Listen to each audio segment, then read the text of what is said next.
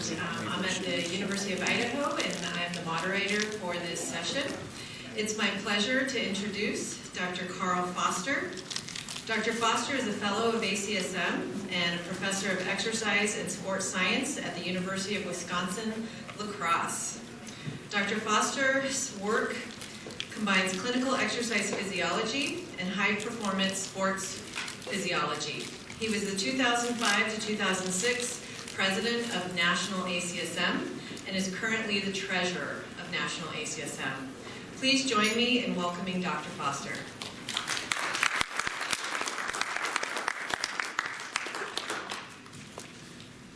Thank you very much, Chantel.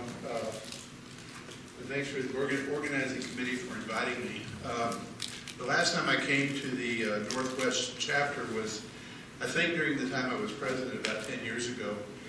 The meeting was in Missoula, and one of the treats that they gave to the faculty was they took us out mushing, because one of the graduate students in Montana was a musher and in fact had done the Iditarod. So that's a treat, so they put us in the little thing and they mush around. Well, what you didn't know is that the dogs kick up a fair amount of ice and snow, and the dogs are also going to the bathroom all the time. And so sitting in a mushing thing is good for the driver, but not so good for the passenger. So that's what I remember about Northwest. I'm also very impressed, and particularly this morning, at the number of students who attended. And I thought back to 1970 when I gave my own first talk at my own first meeting. That's 57 years ago, so most of you in this room were not born then, but students who are presenting this is the way to do it. I'd also like to thank the program committee for the sequencing of this. Stuart will be a very hard act to follow, but Canadians, in the language of former President George Bush, represent a kinder, gentler America. So it's fairly easy to follow Stuart, even though the science he gave was really extraordinary. Can you imagine having to follow the glute guy? I would not want to do that. Now, I guarantee you there will be, the first 3 rows will be full and everybody will be salivating, and so I don't have to worry about following that. But anyways, I'd like to talk about the talk test and how do you give exercise advice when you don't have an exercise test. What we're trying to do is the old Milo Crotona thing. We're trying to start with something easy and progress and make people stronger, which worked for Milo. We're also trying to work within the context of what I call the therapeutic window, whereby you have this can be intensity, frequency, duration, or any component of how much exercise, and this is the response. And you get things that you want, which follow a negatively accelerating curve, and you get things that you don't want, injuries, illnesses, and so forth, which follow a positively accelerating curve. And of course, with patients, you don't want them to die, so you accept smaller effects in order to avoid side effects, and athletes don't much care, so you can do anything to them you want. But basically what we're trying to do is to achieve the effects that the client wants or the patient wants, and to minimize. But the problem is the guidelines, the ACSM's guidelines are the best there is out there. They're extremely broad. 40% of heart rate reserve, I'm probably at that now or was climbing up the steps to this. 85% of heart rate reserve is extremely strenuous exercise. And so we've been stuck in the paradigm of the relative percent concept for really ever since the first ACSM guidelines came out when I was a PhD student in the middle of the 70s. And the problem is people have pointed out for a lot of years that the relative percent concept doesn't work very well. There's an enormous amount of well-controlled, evidence-based medicine or not medicine, but trials where you train people at different levels and you get different responses based on the intensity. But as far back as 1978, that Vic Catch was saying the response to 2 different people training at the same relative percent is not particularly close, and that maybe some other method is needed. And there's still work going on to do this. And the real problem with the relative percent concept is you got to have a maximal exercise test. If you don't have that, you don't have the fundamental information you need. Now, I worked for a decade of my life where my main job was teaching young physicians how to do stress tests. And I can tell you that I'm a really, really bad teacher, or physicians are not very good at doing stress tests. So even in the clinical side, you don't have good information that you can use prescriptively. They're okay with the diagnostic stuff.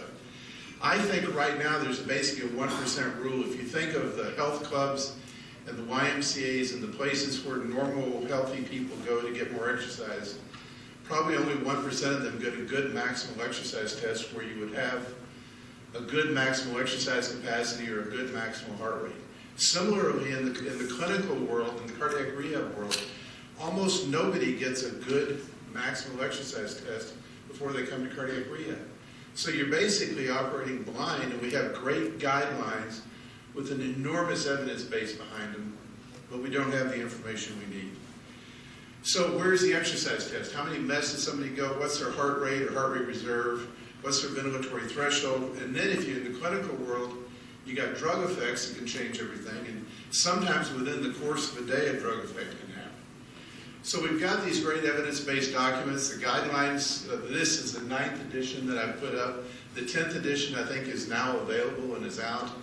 AACVPR, the Canadian Association of Cardiac Rehab, and the European Society of Cardiac Rehab put out a fairly recent document on using thresholds instead of the relative percent concept. But again, you got to have a well-done exercise test to have this data. And 99% of the time or more, we don't have the data we need. And so if you're going to measure exercise intensity and use that prescriptively, you need all this stuff, but it all requires a maximal exercise test. If you don't have it, you got a big problem. The only two tools we've really got are perceived exertion and the talk test, which is going to be the focus. And I don't want to underrate perceived exertion. It's a very useful tool. I've been working with it almost my entire career. I like the newer scale because Borg changed his own scale. John McCary, who I work with in lacrosse, likes the old scale, so we have fights about that all the time. But the basic logic is you can plot almost anybody if you've got good data. And if you go between moderate and hard, they're almost always in the window that you would want them anyway if you had maximal exercise capacity or if you had the ability to calculate heart rate reserve. So you got something that's exquisitely simple that works. Gaynor Parfit in England, along with Roger Essen in Australia, did one of the neatest little studies done in years where they took some people who were sedentary. They said, okay, train at 13. If it's not 13, which is somewhat hard, then speed up or slow down and make it 13. These were sedentary people. If you look at the data, the control population, their VO2 max went from 39 to 39. The training population, their VO2 went from 31 to 37. You got the normal improvement and you had a good, well-controlled study. Their VO2 at the ventilatory threshold went from 22 to 22. The control group, or the exercise group, went from 17 to 21. So you got the normal improvements with a tool that's exquisitely simple. So I do not want to say anything bad about the perceived exertion. There's about 10% of people who have trouble using it. Usually they're the strong people who rate muscular tension, the little old ladies who were socialized out of exercising when they were little girls, which that's a long time ago, and lawyers and surgeons. And lawyers and surgeons aren't people, so we don't have to worry about that. The talk test is sort of a newer concept, or at least it's a concept that's been around, and the idea is if you can just about carry on a conversation, you're doing it just about right. The first time I ever remember hearing this is when I showed up to go to graduate school in Austin, Texas in 1970. I was out jogging one night, bumped into another guy who was jogging, and of course you're jogging along and you get into conversations and you start talking about training because that's what runners do. And somehow the idea of, well, if you can just about talk, you're doing it just about right, and it's stuck in my head. And the nice thing is it's exquisitely simple, and you don't have to have a maximal exercise test to do it. So then what does it look like? And I got to change slides on you here, so bear with me for just a second. This is always hard. You're supposed to be able to embed video and PowerPoint, but it doesn't work. I pledge allegiance to the flag of the United States of America and to the republic Wait a for minute, which it Shelley. stands, one nation under God, indivisible, with liberty and justice for all. Can you speak up, please? Yes. I pledge allegiance to the flag of the United States of America and to the republic for which it stands, one nation under God, indivisible, with liberty and justice for all. Anyway, he's fixing this. This is a Dutch student of mine, that hence the funny accent, named Annabelle Splinter. And we've used the Pledge of Allegiance for a lot of our studies. Lest you worry about the Pledge of Allegiance, it's hard for me because I'm at a state school, and you pledge allegiance and you include the name of the deity in it. And so that's always a problem. If you don't like that, you can say one nation under Trump, and that's factually accurate. You can make your own judgment about whether you want to do that. The joys of PowerPoint.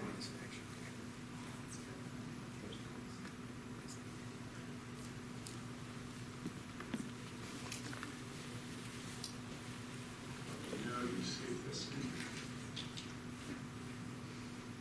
See, I just minimized it. There we go. Now just hit good. Can you speak comfortably? Yes. I pledge allegiance to the flag of the United States of America and to the republic for which it stands, one nation under God, indivisible, with liberty and justice for all. Can you speak comfortably? Yes. I pledge allegiance to the flag of the United States of America and to the republic for which it stands, one nation under God, indivisible, with liberty and justice for all. Can you speak comfortably? Yes. I pledge allegiance to the flag of the United States of America and to the republic for which it stands. She's Dutch, she rides the bike well. Indivisible, with liberty and justice for all. Can you speak comfortably? Yes. I pledge allegiance to the flag of the United States of America and to the republic for which it stands, one nation under God, indivisible, with liberty and justice for all. Can you speak comfortably? Yes. I pledge allegiance to the flag of the United States of America and to the republic for which it stands, one nation under God, indivisible, with liberty and justice for all. Can you speak comfortably? Yeah.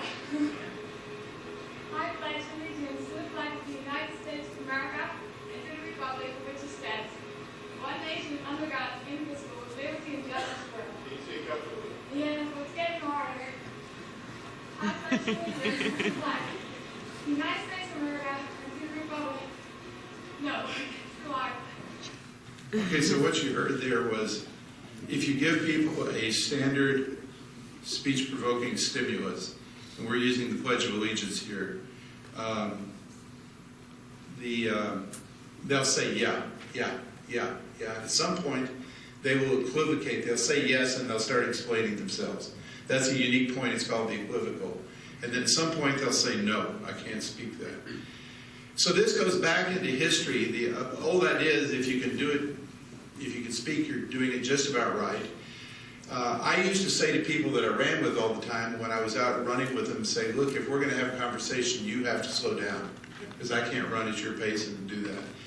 The idea goes back to a Canadian guy named John Grayson who was at the University of Toronto, and he'd gone over to Scotland and was working with some mountaineers, and he had no idea of the talk test and lactate threshold and anaerobic threshold or any of those terms. But he said to him, don't climb any faster than you can talk, because that's a good marker of sustainable exercise capacity. It was in the 1991 ACSM Guidelines, and then for reasons that I do not understand, ACSM took it out. In the 10th edition, which was just published this week, it's back in, so I'm sort of a happy guy.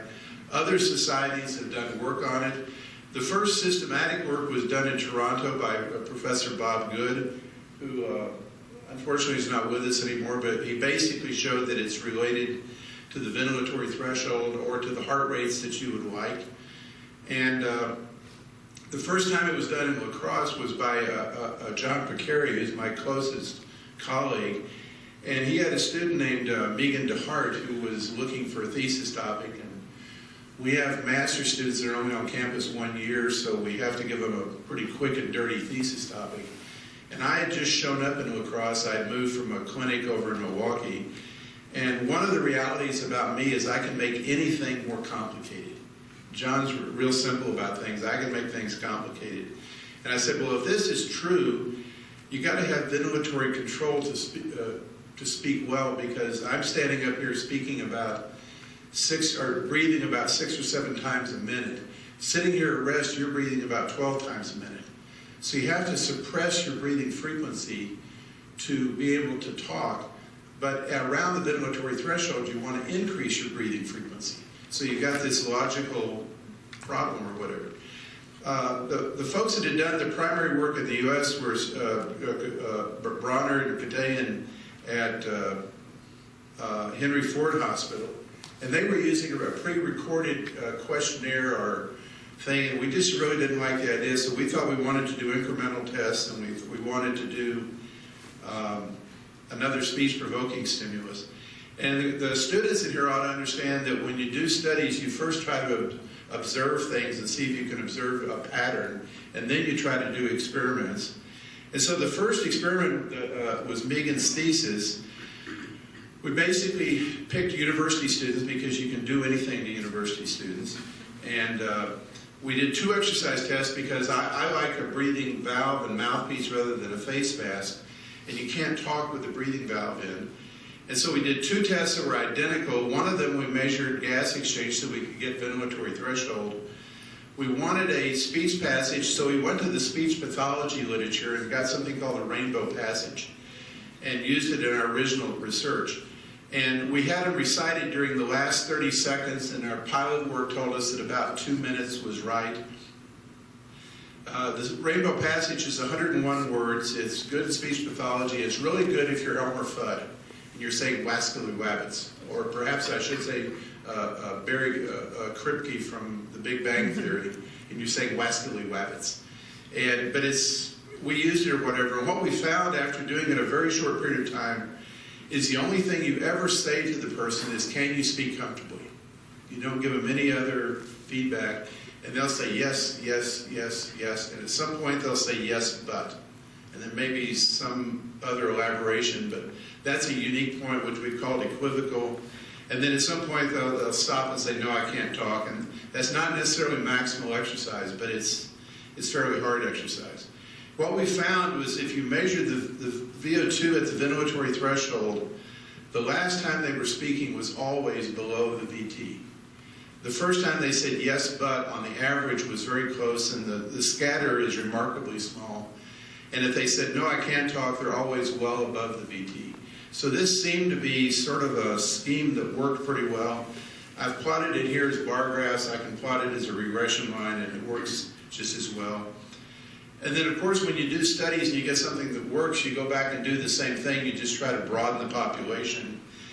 Because the rainbow passage was so long, Natalie Schaefer said, let's try something shorter. In the States, almost everybody knows the Pledge of Allegiance, so we wound up using it. In adults, Stacy Velker did it in patients. Pedro Ricaldi did it in athletes. There's other people that have done stuff, including Bronner, who we've done work with. And almost everybody you get this same kind of relationship. It seems to work where if you're talking happily, you're below the VT, and about the time you say, well, I'm not so sure, you're pretty close to the VT. Brian Luce, using another technique where they were counting as high as they could, basically shown that about the time you get into this magic window in terms of measuring the talk test, you're about in the window that ACSM would tell you if you could only figure out the heart rate reserve, but you can't because you don't have an exercise test. Rachel Persinger said, well, if it works on the treadmill, what about does it work on the bike as well? Because if you've got triathletes and you're trying to give them advice, do you have to do 3 exercise tests and measure threshold 3 times and go up with 3 target heart rates?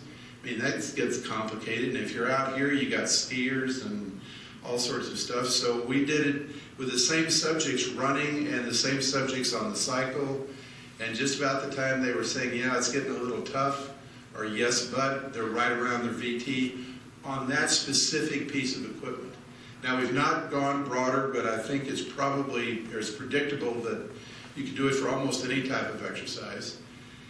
If you're going to do studies like this, you've got to show that your technique is reliable. So Jamie Baldwin went and we measured gas exchange and we measured the two thresholds on different days. The interclass correlations are up in the range of 70-something. We measured on a different day the talk test. The interclass correlations are in fact higher than they are with gas exchange. So the technique that you would normally use to be your gold standard is less reliable than the talk test, which is the technique you think is the new one. So it's sort of beginning to look idiot-proof. We spent a lot of time trying to play with speech passage length. If in the ideal world, I do 2-minute stages and I give them a 101-word paragraph to read, rainbow passage works good. At that point, the equivocal test, the first time they say, yeah, bud, they are so close to the VT that it's unbelievable. And the first time they say no, they're so close to the RCT that it's unbelievable. The problem is, you got to have a 101-word passage, which nobody can memorize, which means you got to have a cue card, which means it works fine in the lab, but applying it to the real world is tough. And so Sherry Zion, who actually is up in Port Angeles in the Olympic Peninsula, looked at stuff with a shorter speech passage, the 31-word Pledge of Allegiance. And in that case, because it's shorter, you can seemingly talk longer. So about the last time that you say yes is probably very close to the power output at the VT. And about the time that you say equivocal or negative, if you take the average of those two power outputs, you're very close to the RCT. Again, you've got to do an exercise test in the lab, but you've got the option. You could stop at equivocal, which means it's very submaximal exercise, which means you can do it with anybody. And that's really important because now you got room to extend it to clinical populations. And even if you're working with athletes and you want to know the RCT, you don't have to do truly maximal exercise. You just take them to the point where they stop talking, and you've got a good outcome measure that works. Now, I've worked with both patients and athletes, and you don't want to see this. I've done 20,000 clinically indicated exercise tests in my life, and I'm a virgin with paddles, which means I'm either awfully good, awfully lucky, or awfully overdue, and it's probably one of the latter two. But you don't like to see people getting in trouble, and you know you can get them in trouble with exercise.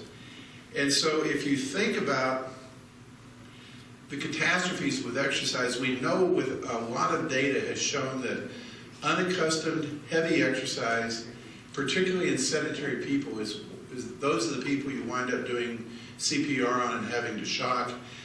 Ken Hassett from the Capri study in Seattle, one of the very first gymnasia-based cardiac rehab programs, analyzed who did we have to rescue, and it's people who flunked their stress test and exercised above their target heart rates, and they wind up on the deck or whatever. The other nice news is Katharina Meyer in Germany has shown that the VT almost always occurs before the first evidence of ischemia, and the difference is about 7 beats per minute. Now, if you think about the old ACSM guidelines, and these days you don't let people run around with active ischemia because the cardiologists have gotten pretty good. But the old guidelines where you see the first evidence of ischemia and you back off by 10 beats. So this is awfully suggestive. So Chris Cannon came to our place, and she's from Idaho, I think. And so we went over to Mayo Clinic in La Crosse to the stress lab, and we did about 100 stress tests. We looked only at the 20 that were abnormal. In other words, the physician said the ECG is abnormal and it fits with either the hemodynamics or the symptoms in this patient. I think this patient has exertional myocardial ischemia. We'd also made those patients talk. And we said, okay, when was the first time during the test where you had evidence of ischemia, and when was the last time that they said, yes, I can talk comfortably? Well, with one honesty point, everybody else had stopped talking before they got to the ischemic threshold, which means you're less likely to have to rescue them when you send them to the clinic to exercise. When you look at our data in a different way, this is a heart rate at ischemia. It's 123, I think. The last time they said, yes, I can talk comfortably, they're below that. The first time they said, yeah, but, they're almost exactly on top of their electrocardiographic ischemic threshold. And if they couldn't talk, they're way above it. Curiously, we didn't fudge the data, it just worked out that way. This heart rate here, which is the last time they can talk, is 10 beats per minute below the first electrocardiographic evidence of ischemia. So we're doing exactly what ACSM said without having to measure anything. That's pretty nice. So we've come to an idea that from observational studies that this is pretty good. So we thought, well, we should be able to do some experiments. So we had 4 students do a series of studies. One, Denise Schmasny, did something with stochastic exercise, and then we tried to measure when they lost their ability to speak, and then we had them donate blood, and then we had them exercise train. And so Denise basically took a bunch of people, and we had them exercise, and this is the intensity at their ventilatory threshold. And so if they went above their ventilatory threshold, we said, well, we predict they won't be able to talk. If they're below their ventilatory threshold, we predict, yes, they'll be able to talk. So we did it, and what we found was that these people here, they did exactly what we predicted them to do. 73% of the time, this thing worked perfectly. The only thing that didn't work is a certain number of people who we expected not to be able to talk were still able to talk. And so we wondered, is there a time element on this? And so Holly Weber came back, and we did a study where we had people at very easy submaximal exercise, and then we took them above the ventilatory threshold. And then we took them and asked them to speak, and then when they couldn't speak, we took them down and let them recover, and then we took them back up. And so we went to fairly hard levels above the ventilatory threshold and very low levels. And lest you think that we've got a duration effect, this was appropriately randomized. And what we found was that if you're just barely above this, and this is during steady state transitions, not during the ramping tests that we use for all of our other studies, it takes about 4 minutes to lose the ability to speak. But if you're way above your threshold, it only takes a couple of minutes. So somehow being above threshold causes you to lose your ability to speak, but there is a time and intensity dependency to it. So then we thought, well, this is all sort of neat. Well, what would happen if we had people lose hemoglobin? So we brought people in, we did this double exercise test where we measure VT, we measure the talk test, and we said, okay, be a good citizen, go down to the La Crosse blood bank and give blood, and come back to us in about 4 days. That way your plasma volume's back to normal, but you're just short of hemoglobin. And what we found was that as their VO2 at the ventilatory threshold went down, which you predict from losing hemoglobin, the time that at which the talk test occurred moved down in concert with it. It's not a perfect correlation, but it works reasonably well. Melissa Paulson came along the very next year, and we said, well, if we have people who are sedentary and we train them, and we did it for only 6 weeks just to get the minimal training effect, we predict that both the VO2 at VT and the time at which they say, yes, no, I can't talk anymore, and that went up together. So these things are responding in concert, which was really sort of attractive. So the experimental study shows that it works during incremental exercise, during steady state, and during stochastic or interval exercise. There's a parallel response when you donate blood or when you exercise train. So when you experimentally manipulate the VT, the talk test goes with it. We can place patients into the right heart rate zone anytime we want to. And then some work done in Denmark suggests that it's reasonably good between therapists and the patients rating it. Now, if you remember Annabelle's movie, there was a point where she was saying, yeah, yeah, yeah. Then she said, yeah, and she laughed. Well, obviously, that's one where she should have said yes, but those are so obvious that they're not a problem when you're evaluating people. Now, I've always been interested in translation because when I was working in the clinic with patients, I exercise test them, and then I give them their target heart rate, and I pat them on the back, and they say, look, wait a minute. Can I walk or do I need to run? Or what tension do I put on the bike? Or can I play tennis? So I realized that to work with patients, I need to be able to translate this to their language. And so I did a little thought experiment, which I thought is one of the cutest things I've ever done in my life. I said, what if I've got two twin brothers? And because they're twin brothers, their maximal heart rate is going to be exactly the same. But one of them is fit and the other one's not fit. So the time course during an exercise test, the fit individual takes forever to get to maximal heart rate. The unfit individual takes less time. But if I calculate their target heart rate according to conventional ACSM guidelines, they're going to have very similar target heart rates for training. If I take the same two twins out on the track and have them go faster and faster and faster, the fit twin is going to have to go fast to get to target heart rate. The unfit twin is going to have to go not so fast. And so I said, well, if I do a standard exercise test, can I predict the speed of walking and running necessary to get into target heart rate? And then I can answer my patient's question. So we did a whole bunch of experiments, and it turns out that we get a good relationship. And I can do a standard Bruce treadmill protocol, plot heart rate response, calculate target heart rates, and then figure out how fast they have to go. If I know how fast they're going, I know the number of METs they're at, and then I go to the compendium or in the back of any exercise physiology textbook, and I can come up with all sorts of activities that might be appropriate for them. Now I had a tool that I could translate, but this is using heart rate, only heart rate. So I said, can we do the same thing with the talk test? And so the last several years we've been working on it, and if we take sedentary adults, you go to the last positive -1. In other words, the stage before the last time they said yes, and they tolerated a 20-minute workout, which you think is, okay, what am I going to do with a sedentary person on the first day in the clinic? I'm going to go 20 or 30 minutes, and I want them to like it and feel good, but I want them to be stimulated enough to be able to adapt.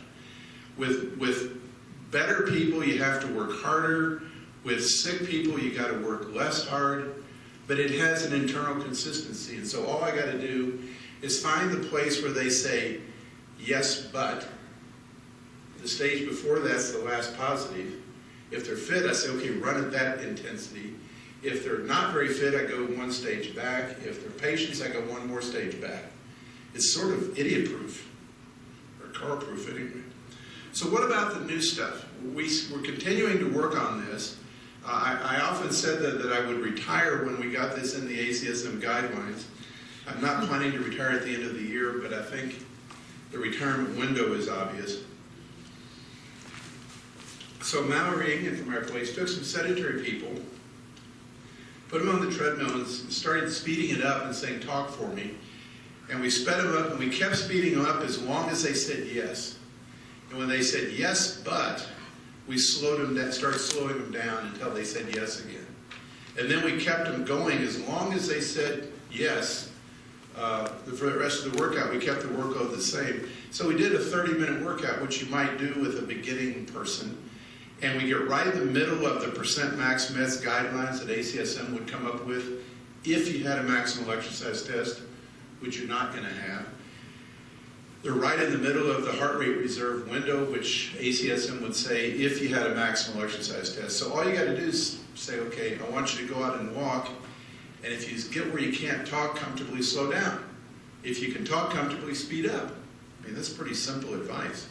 We thought, okay, that's fine for sedentary students. We went over to one of the clinics in town where they have cardiac rehab patients. We did exactly the same experiment. Put them on the treadmill at really easy levels. Every time they said, yes, I can speak, we made it harder. Then we made it harder and harder.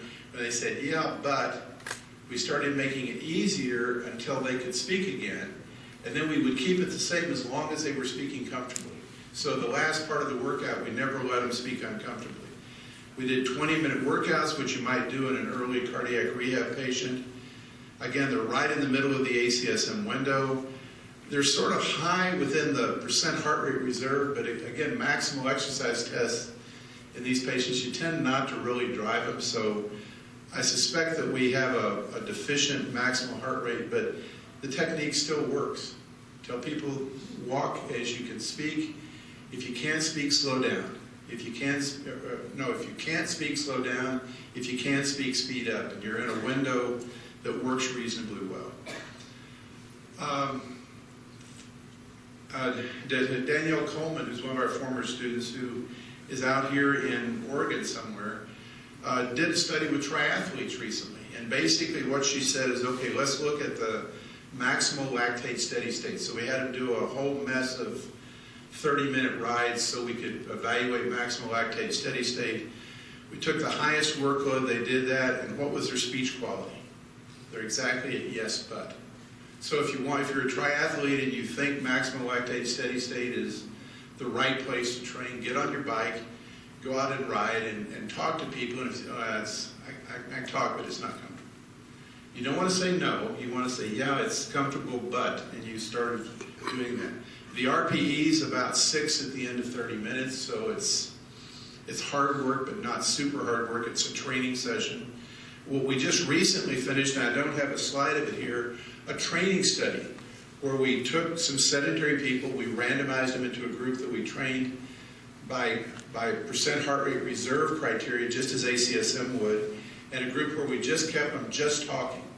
And we trained them for the 12 weeks that everybody does for student experiments. They improved exactly the same. We say, okay, the talk test group is no better, but with the talk test group, you don't need an exercise test. You just give people advice. John and I think we're single-handedly ruining all the fun for exercise physiologists. So how do you do it? And the best way we've got now, again, I think that the 101-word paragraph is better, and I think the fit is tighter, but the problem is it's hard to use, so you need something that's more friendly. So you do an exercise test. I think 3-minute stages are nice because you get everything sort of sorted out. You have them repeat your speech-provoking stimulus, and you don't have to use the Pledge of Allegiance. One of the studies we've used Twinkle, Twinkle, Little Star. In Spain, Jose Rodriguez Moroyo has used the Lord's Prayer, but at a state school I can't do that. And they say yes, yes, yes, yes. And then at some point they'll say yes, but that's going to be the last time they're going to say yes. Sometime later they're going to say yes, but. Well, we know the stage before that's very close to the VT. If I've got a patient and I want to do a submaximal evaluation for outcome measurements, I quit. Because now I don't need a physician for this. I'm just evaluating them in the clinic. If not, I have them continue until they say no. Now, in the schematic here, I put in 2 stages for equivocal. If you think about Annabelle and her, when she said, yeah, that's really probably plus minus, and this next stage was plus minus. So she had 2 stages, but some people will be immediately the next stage. And you average the power outputs on these 2, and you're very close to the RCT, which if you want to do higher intensity training, that's sort of the floor of higher intensity training. So then you got to ask, well, all this stuff is neat. Why does it work? And I have a lot of Dutch students that come over from Amsterdam. A girl named Nortje Kramers came over, and we hooked up a face mask, which I normally do not like.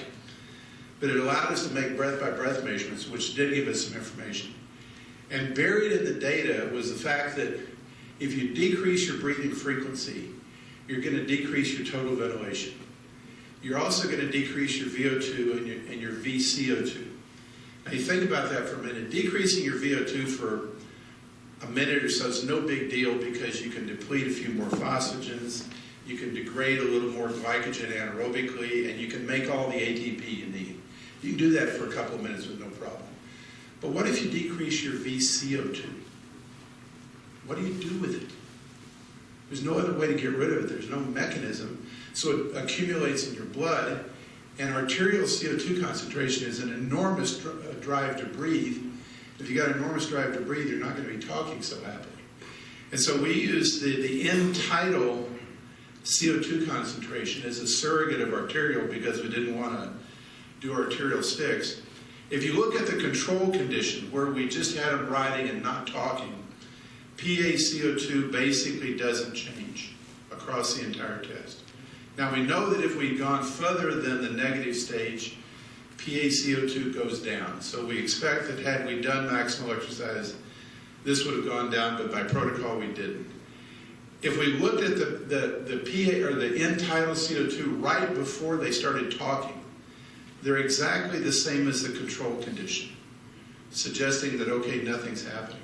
But if we looked at it at the moment they finish speaking, here it's already higher because I've suppressed breathing frequency, total ventilation, and VCO2, and then it just keeps rising until they get to the point where they say yes, but. And so we think the mechanism is that speaking, because of the suppression of breathing frequency, causes trapping of CO2, which then gives you a convenient signal to your brain that you interpret in terms of speech comfort. So how do you do this in the real world? We think you have them come up with a standard speech provoker. You can use anything you want. The Pledge of Allegiance is simple. I think 3-minute stages is simple because it gives things to sort out. And the only thing you ever say to them after each recitation is, can you speak comfortably? Do all your explaining up front or ahead of time. If the patient is yes, they're probably near the guideline-based guidelines if you want to use heart rate or percent meds. If they're yes, they're probably below VT.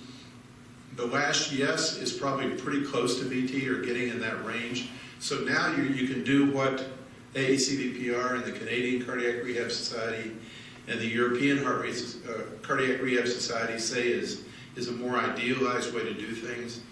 If they're capable of becoming ischemic during exercise, which you really have to worry about, and you might think that that's a bigger problem in cardiac rehab than it is in the normal world, but think about, this is February, we're still early in the year. Think about all the people still at the health clubs that showed up in January because they want to get ready for swimsuit season. And you got all the 40 and 50-year-olds who came in out of shape.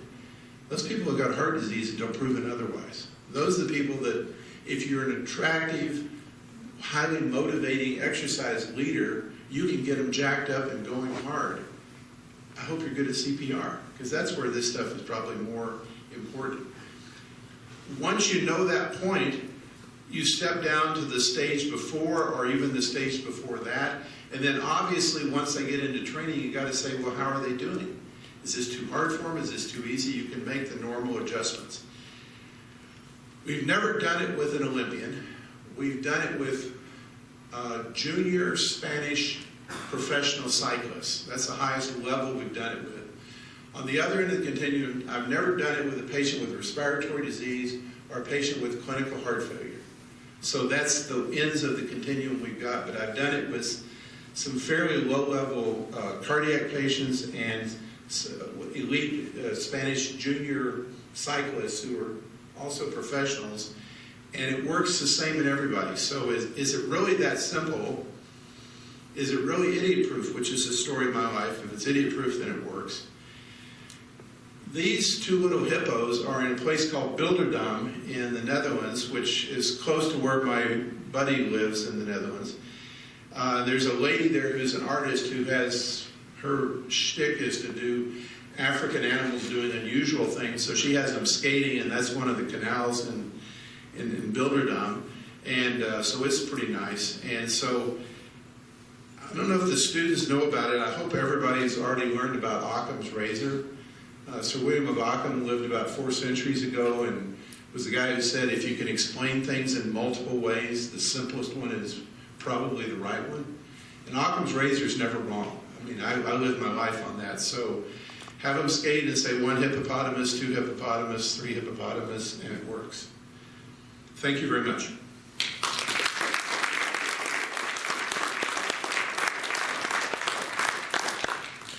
So I guess we got a few minutes for questions. How are we doing on time? We have about 15 minutes for questions. Oh, good. I raced through that. Please come to the microphone with any of your questions.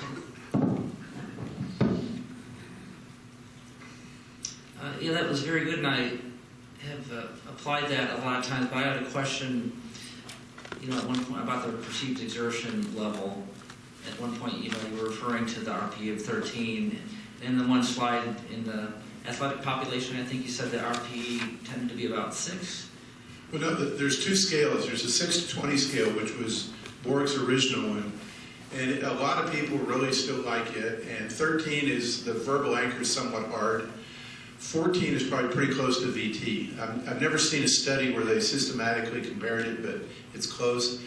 The other scale, but Borg changed his own scale because there's some jumps in the original scale, and so it's a 0 to 10 scale.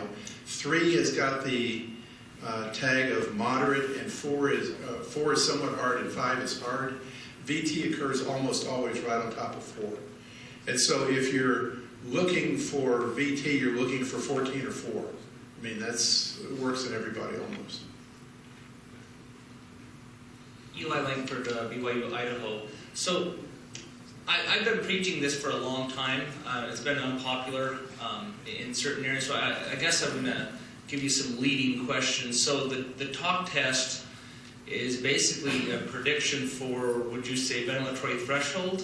Either VT or RCT. It works for both. Okay, and so, but then we go to the ACSM guidelines for improving health, and we have the 60 to 80% range. So I guess my question is, would you say that it's more important for people to exercise at VT or within the 60 to 80%? I'd say the evidence base for 60 to 80% is so enormous that it's unbelievable. I mean, that's gold standard stuff. The problem is, show me how often you've got that information. I'll bet it's less than 1% of the time in any population you care to name. And so now you're forced into a subjective method. And we don't, in fact, the training study we just finished, we did it for the sole reason that there isn't any 1A evidence that the talk test works in terms of a provocation. And so we did that, but we're in the process of trying to write it up, and I think we presented it at ACSM last year. So 60 to 80%, yeah, if you can get it, but show me when you've got the data, and you never got it. And so the RPE works, and it's very forgiving, unless you're a surgeon or a lawyer, and I don't care about those people. And the little ladies you care a lot about, and they got a problem. And the muscle heads, sorry, Stuart, they don't count. The talk test and RPE work without evaluation in almost everybody.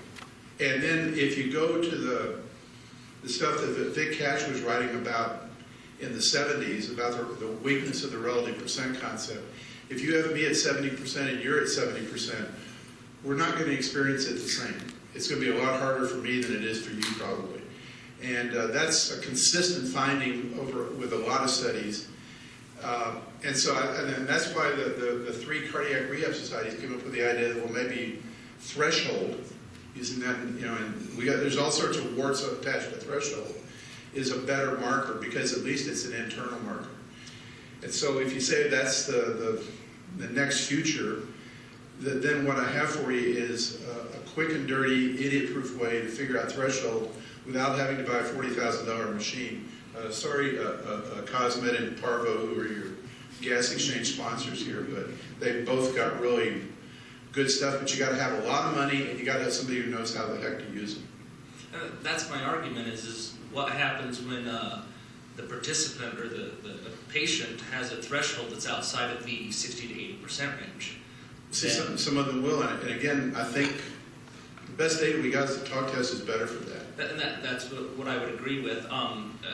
Something interesting is it's a follow-up from a project that I had done with Steve Gaskell during my master's. So you have UM people, and we were trying to predict what was this range, the 60 to 80% range using a threshold. And ironically, we found that, I followed this up at BYU, Idaho with large numbers. We asked people to exercise at an intensity they could maintain for 20 to 30 minutes, but not more than 40.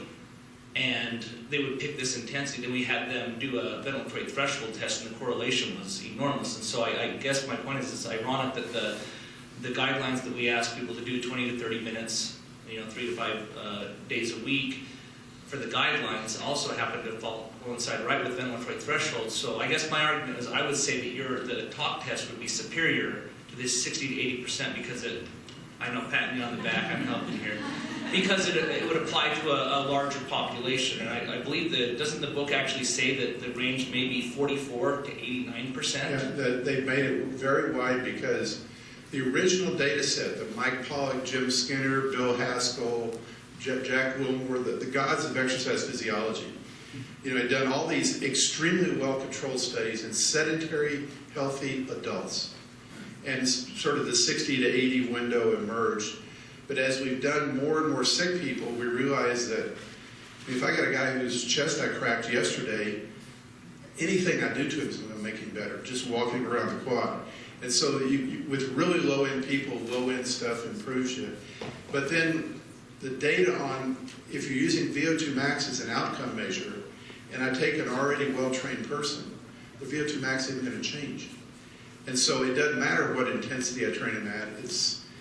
So you get a problem in the sense that all the evidence is based on a very important population of sedentary, healthy people that we need to get more activity, because sedentary behaviors, what's driving this whole game here. And but you got to have a maximal exercise test, and the ranges are so wide to be sort of useless. And here you've got something friendly, and it goes along with the RPE that's also friendly. The other thing this goes with is a lot of what can be called bottom-up exercise prescription. You know, you come into my clinic and I say, well, geez, I don't know what you can do, so let's walk 1.5 miles an hour. How'd that feel? Oh, I was good. Well, tomorrow I'm going to walk you 2 miles an hour. And I just sort of feel my way until you sort of start saying, well, this is getting sort of hard. That's 13 on the Borg scale. That's, at about 13, you start puffing and having more trouble talking. So that's what we're doing anyway. This is just a systematic sort of look at the same thing. Great presentation, thank you. Thanks.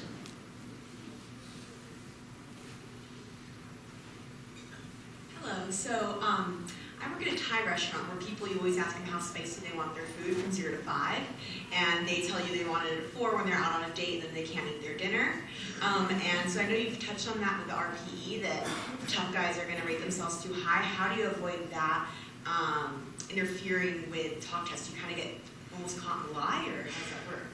There are a few people with the talk test that will try, well, they'll go one stage too long. And curiously, it's the guys, when it's an attractive female student testing. I mean, life is simple. But for the most part, particularly if you make the stages long enough, you know, you build up very much arterial CO2. It's not nice to fool Mother Nature.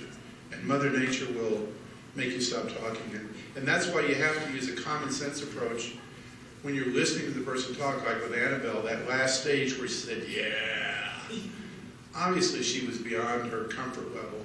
And so I put down in my own little mark, I put plus minus, but she said yes. And I have to do that 5% of the time. But it's common sense adjustment. And then the other adjustments you make, and you always, at least with the clinical populations, you make a conservative adjustment. Because, you know, if I train you too easy today, I can train you harder tomorrow. But if I train you too hard today and you die, then I don't get a chance tomorrow. But so you use a lot of common sense. And again, if you could let me do a maximal exercise test and a good one, let me use heart rate reserve, it's better. And the evidence base is miles deep. I mean, there's so many papers you can't count them all. But I don't have that evidence available.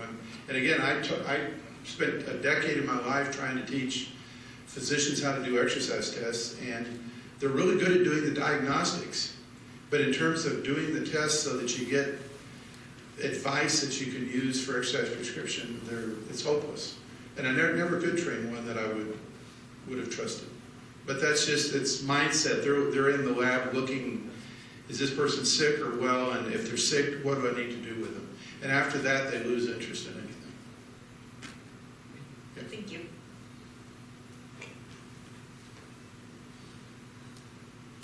Hello, Jay Henry, Oregon State University. So this may tie into what you're going to talk about tomorrow in terms of trend and setting workloads. But have you used the talk test in the past to set workloads? And if you found that useful in terms of tracking training impulse? I use it to give people an advice in terms of heart rate, because a lot of the cyclists and people are using their heart rate monitor. So I'll use it in the same way. Okay, you're just like you would use a lactate. You know, your 4 millimoles at 160, and your negative talk test is 160. So I'll give them that advice. I'll also tell them, look, if you can go out and have a chat, that's a long ride. If you can't talk at all, you're doing intervals.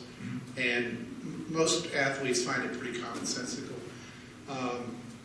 With the trim stuff, I use exclusively session RPE, and so I'm firmly in both camps.